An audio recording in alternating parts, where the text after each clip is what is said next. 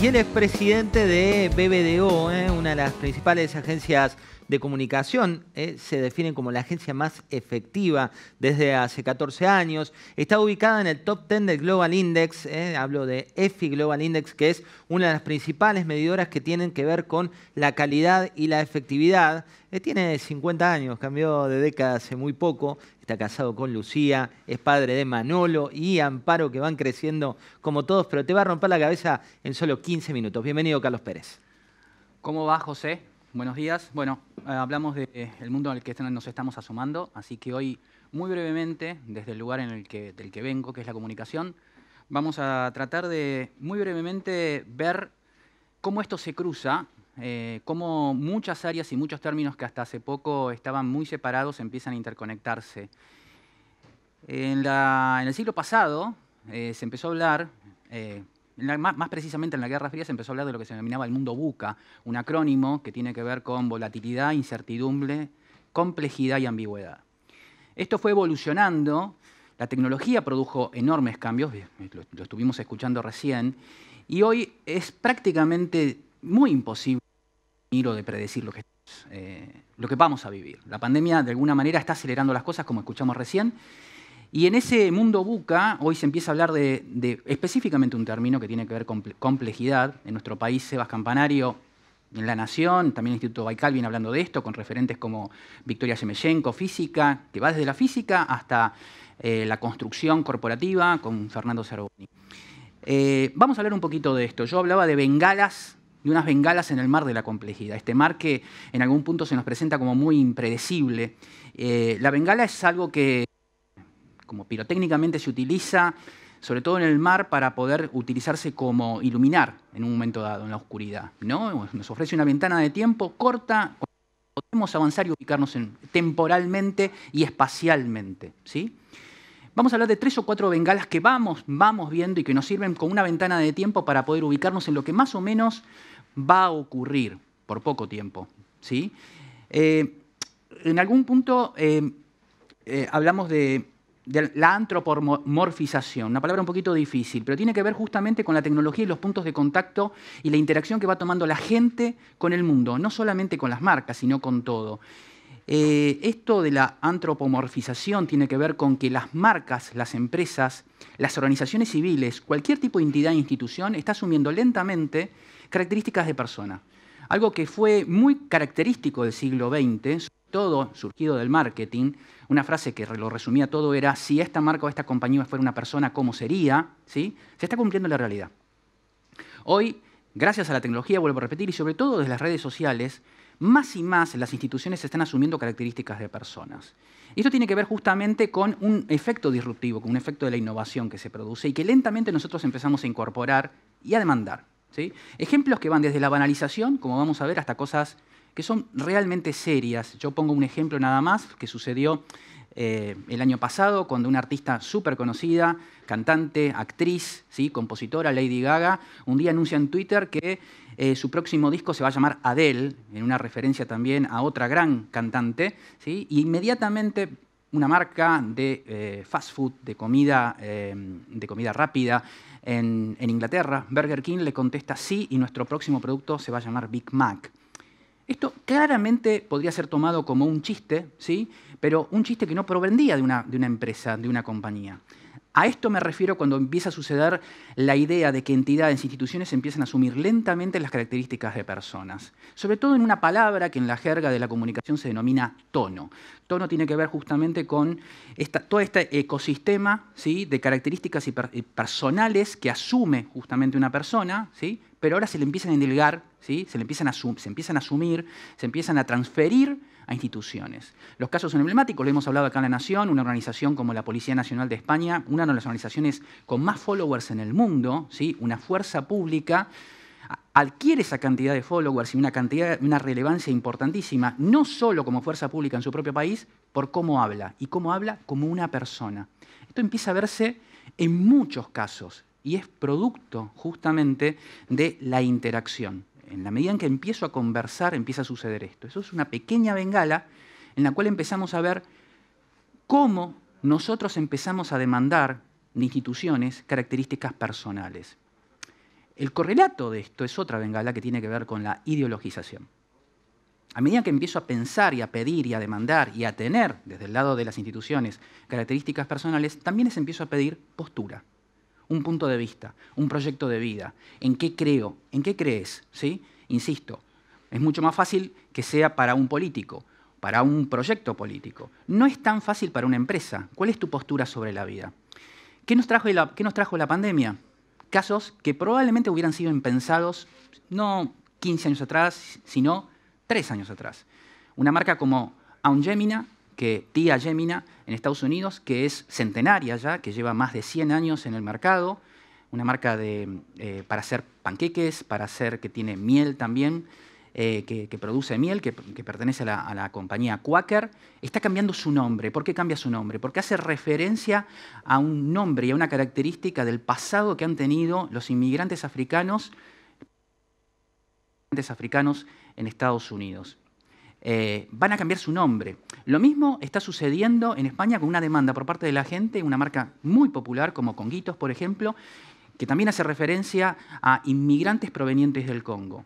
Todo esto en un contexto, ya sabemos, de protestas y de reivindicación, ¿sí?, de los afroamericanos en Estados Unidos a partir de la muerte de George Floyd en Minneapolis. Esto tiene que ver justamente con este correlato o esta evolución de lo que se le empieza a pedir a las instituciones, a marcas, a compañías, no solamente una postura, sino también un revisionismo de lo que han hecho. Menos de un mes atrás, y a propósito de todo lo que ha sucedido en Minneapolis, una de las compañías referencias en términos de indumentaria en el mundo, como es Nike, sacó una pieza publicitaria, lo pongo entre signos de pregunta, en la cual por primera vez decía: por una vez no lo hagas, en obvia referencia y en contradicción con su eslogan ya también legendario, Just Do It. En obvia referencia a que la sociedad americana no permanezca impasible ante los graves problemas raciales que están sucediendo, ¿sí? Recordemos que esta marca, 2 años atrás, probablemente haya sido protagonista de uno de los hitos del marketing en su historia, al haber hecho una campaña con Colin Kaepernick, una persona que le hizo frente justamente a todos los problemas raciales, arrodillándose y generando con eso un hito, un gesto, un ícono, ¿sí? El arrodillarse es cuando el himno de Estados Unidos se está tocando, en obvia protesta ante cómo se está tratando el tema en Estados Unidos, generando la furia del presidente de Estados Unidos. Cuando Nike saca una campaña con este protagonista, con Colin Kaepernick, en menos de 3 horas el presidente de Estados Unidos está diciendo en qué está pensando Nike. Acá empieza otro problema, vamos a decir otro desafío, ¿sí?, con el cual nos empezamos a asomar, que es esta asunción de características personales por parte de instituciones, ¿sí?, empieza a tener un correlato político. Como dije, el aviso no es publicitario. Uno lee lo que dice Nike, uno lee el texto de la postura de Nike, es una declaración de principios. La podría haber hecho una organización civil. La hizo una compañía. Le contesta al presidente de Estados Unidos. Esto empieza a ser norma, ¿sí? Características políticas, debates políticos, conflicto político, que escala a nivel geopolítico, ¿sí? Es importante. Con esto, acá hay a nivel geopolítico, me gustaría rescatar lo que dijo el general James Jones el año pasado, cuando decía: la tecnología 5 de Huawei es la versión siglo XXI del mitológico caballo de Troya. Huawei hoy es una bandera de China y está siendo tomada específicamente como eso. Podríamos decir, citando a von Clausewitz, que decía que la guerra es la continuación de la política por otros medios, que las plataformas empiezan a ser la continuación de la guerra por otros medios, ¿sí? Huawei hoy está siendo tomada en muchas partes del mundo, específicamente en Estados Unidos, como la avanzada china, ¿sí?, de su proyecto de expansión a nivel global, ¿sí? Y esto tiene que ver con lo que decía Neil Postman, ¿no?, un gran pensador crítico cultural que en muchos lados, específicamente en Estados Unidos, se está tomando muy en serio. Decía: quienes controlan el funcionamiento de una tecnología acumulan el poder e inevitablemente forman una especie de conspiración contra aquellos que no tienen acceso a esa tecnología.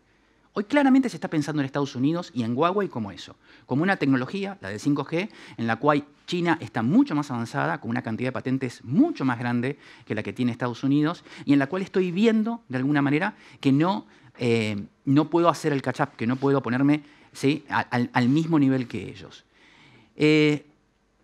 Hablamos de conflictos entre naciones y esto es lo que sucedió en la pandemia 2 semanas atrás. Un conflicto fronterizo entre Nueva Delhi y entre China e India, ¿sí? Entre Pekín y Nueva Delhi, en el cual mueren 20 soldados indios, tiene una inmediata respuesta 3 días después. India ordena que se dé de baja TikTok en todo el país. 30% de la gente que usa TikTok en el mundo son indios. 600 millones de descargas. ¿Cuál es la respuesta de India? ¿Escalarlo bélicamente? No, doy de baja una plataforma. La plataforma es la continuación de la guerra por otros medios.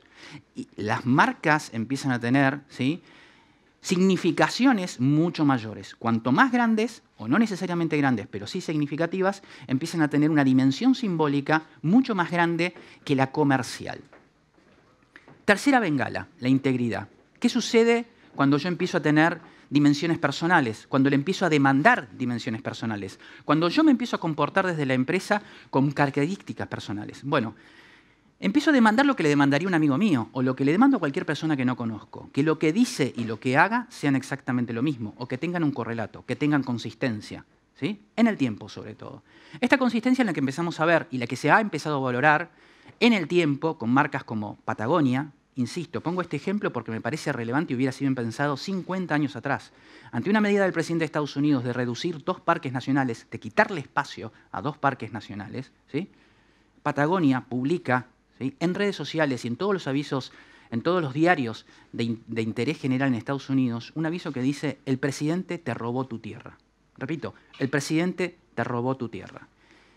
Ustedes están viendo un tuit de Rose Marcario, la que hasta hace poco era la CEO de Patagonia, en la cual justamente anuncia la medida del presidente de Estados Unidos restrictiva de los parques nacionales, y lo que dice es que va a ir a los tribunales a demandarlo.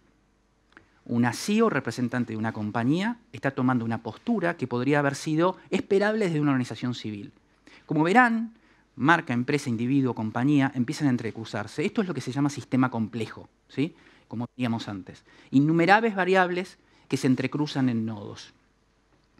¿Qué nos trajo la pandemia? Probablemente el mayor desarrollo comercial que haya tenido en los últimos 20 años la disciplina del ejercicio físico a nivel global haya sido el CrossFit, ¿sí? Su inventor es Greg Glassman, con más de 15.000 afiliados en el mundo. En plena pandemia y en pleno problema del racismo, una vez más, esto no es casual, ¿sí?, surge una avalancha de declaraciones en favor justamente de volver a repensar cómo nos manejamos como sociedad en términos de convivencia. El Instituto para la Evaluación y las Métricas del Ejercicio Físico en Estados Unidos postea esto, que dice: el racismo es un problema, ¿sí?, de salud pública. A lo cual Greg Glassman, que es el fundador de CrossFit, hace lo que para muchos fue un chiste de pésimo gusto y para otros no fue más que un sincericidio, contesta a este posteo que dice que el racismo es un problema de salud pública diciendo: es Floyd-19. En vez de COVID-19 dice Floyd-19, como queriéndose referir justamente a George Floyd, como queriendo decir que Floyd-19 es una enfermedad, por ejemplo, asumimos. En menos de 10 días Greg Glassman tuvo que renunciar, ¿sí? La compañía que fundó la tuvo que dejar, ¿sí?, en la única alternativa posible si no quería que CrossFit, la marca CrossFit, desapareciera. Esto se relaciona con la salida de Travis Kalanick de Uber o de Adam Neumann de WeWork, compañías que ellos mismos fundaron y que tuvieron que dejar por mala praxis, por comportarse de manera absolutamente impropia en términos de género. ¿Qué está pasando acá? Las compañías, ¿sí?, empiezan también a mirarse en las características personales de su CEO. Greg Glassman tuvo que irse. Pero lo interesante es que en el medio de todo este mare magnum, ¿sí?, y específicamente con el tema del CrossFit, Armand Hammer, que era una referencia dentro de la disciplina del CrossFit, postea lo siguiente, dice: este movimiento nos pertenece a nosotros, siempre nos ha pertenecido y así será. ¿Sí? ¿Qué me parece interesante de acá? Hablábamos del caso Nestlé anterior, cuando se decía justamente que los empleados son los que proveen ideas y son la energía, justamente el intrapreneur dentro de las compañías. Empezamos a ver acá un movimiento muy interesante, que es que a esta noción de ciudadano consumidor, ¿sí?, que Guillermo Oliveto, por ejemplo, ha utilizado muchísimas veces y la viene utilizando desde hace 20 años, ¿sí?, se ha evolucionado hacia una idea de condominio marcario, ¿sí? Hoy la gente se cree no solamente consumidora o usuaria de una marca o de una compañía, sino en algún punto comparte de criterio y de propiedad sobre esa marca. Si la compro todos los días, tengo derechos y tengo derecho a pedirle determinadas cosas a esa marca o esa compañía. Me creo con el derecho, con el poder y con la fuerza para que también lo cambie. Si tenés que cambiar el nombre de tu marca porque alude a un pasado esclavista, lo vas a tener que cambiar. Esto es lo que nos estamos asomando a un mundo completamente diferente. Para terminar, un solo ejemplo. Los empleados de Facebook hicieron menos de 10 días atrás lo que se llamó un virtual walkout o una marcha virtual, justamente en absoluta protesta o disconformidad con el manejo que está teniendo la plataforma respecto, por ejemplo, una vez más, de los posteos que hace el presidente de Estados Unidos en términos, por ejemplo, como el de racismo. ¿Qué me interesa recalcar acá una vez más? Así como tenemos un usuario copropietario, tenemos también un empleado activista, utilizando la idea de activismo en sentido estricto y en sentido amplio. En sentido amplio, definitivamente es una fuerza proveedora de disrupción para el futuro de una compañía. Pero también, ¿sí?, en sentido estricto, es una fuerza que demanda constantemente responsabilidad y valores. Los mismos que le demandaría a una persona que es mi amiga, a un familiar, ¿sí?, o a esta empresa, que en realidad no es una empresa, sino que es una empresa con características de persona. ¿De qué estamos hablando finalmente? Cierro con Tomás Puello. No es un médico, no es un epidemiólogo, no es un especialista en pandemias. Es un ingeniero español, más precisamente nacido en Nantes, en Francia, que fue el responsable de escribir 2 artículos que signaron de alguna manera la pandemia para la referencia médica, sanitaria y también para un montón de gente que lo seguimos, ¿sí? Más de 50 millones de views en la plataforma Medium. Primero con un artículo que era ¿por qué tenemos que actuar ya? Y el segundo, muy interesante, que es el martillo y la danza, en donde él, insisto, un ingeniero con un montón de información, establecía una estrategia de cómo tratar la pandemia. El martillo y la danza. Me gustaría cerrar con la idea de danza. En un sistema complejo, como también lo ha dicho Sebas Campa, que seguramente hablará un poco después de todo esto, nos obliga a danzar con la realidad. Ante la imposibilidad de establecer planificaciones duraderas y consistentes en el tiempo, tenemos que bailar, ¿sí?, con lo que viene, con el contexto, con un proyecto y con una postura. Pero la danza es lo que se viene. Como dice la Bengala también, y como demuestra Puello, no solamente sirve para iluminarnos a nosotros, sino para convertirnos en punto de referencia de otros.